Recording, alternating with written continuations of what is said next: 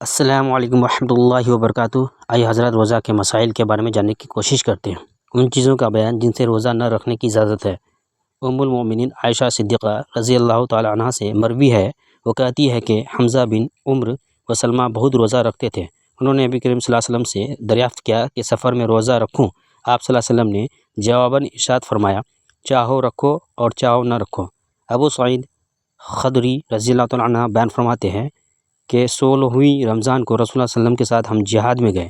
ہم میں بعض نے روزہ رکھا اور بعض نے نہ رکھا تو نہ روزہ داروں نے غیر روزہ داروں پر عیب لگایا اور نہ انہوں نے ان پر۔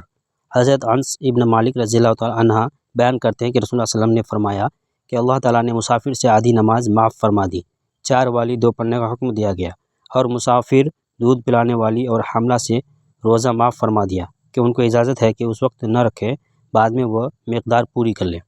حمل، بچہ کو دودھ پلانا، مرض، بڑھاپا، خوف، ہلاک وغیرہ، نقصان عقل اور جہاد، یہ سب روزہ نہ رکھنے کے عذر ہے۔ ان وجہ سے اگر کوئی روزہ نہ رکھے گا تو گنہگار نہیں۔ جن لوگوں نے ان عذر کے سبب روزہ توڑا ان پر فرض ہے کہ ان روزوں کی قضا رکھے، اور ان قضا روزوں میں ترتیب فرض نہیں ہے، اس لیے اگر روزوں کے پہلے نفل روزے رکھے تو یہ نفلی روزے ہو گئے، مگر حکم یہ ہے کہ عذر جانے کے بعد دوسرے رمضان کے آنے سے پہلے قضا رکھ لے۔ حدیث میں فرمایا گیا کہ جس پر اگلے رمضان کی قضا باقی ہے اور وہ نہ رکھے، اس رمضان کے روزے قبول نہ ہوں گے، اور اگر روزے نہ رکھے اور دوسرا رمضان آ گیا تو اب پہلے اس رمضان کے روزے رکھے، قضا نہ رکھے، بلکہ اگر غیر مریض اور مسافر نے قضا کی نیت کی، جب بھی قضا نہیں بلکہ اسی رمضان کے روزے ہیں۔ شیخ فانی یعنی وہ بوڑھا جس کی عمر ایسی ہو گئی کہ اب روز بروز کمزور ہی ہوتا جائے گا، اور جب وہ روزہ رکھنے سے عاجز ہو، یعنی کہ اب رکھ سکتا ہے اور نہ ہی آئندہ اس میں اتنی طاقت آئے گی کہ امید ہے کہ روزہ رکھ سکے گا، اسے روزہ نہ رکھنے کی اجازت ہے، اور ہر روزہ کے بدلے میں فدیہ یعنی 2 وقت ایک مسکین کو بھرپیٹ کھانا کھلانا اس پر واجب ہے، یا روزے کے بدلے میں صدقہ فطرہ کی مقدار مسکین کو دے دے۔ اگر ایسا بوڑھا گرمیوں میں گرمی کی وجہ سے روزہ نہ رکھ سکتا تو گرمی میں نہ رکھ کر سردی میں رکھے، اور ایسا کرنا اس پر فرض ہے۔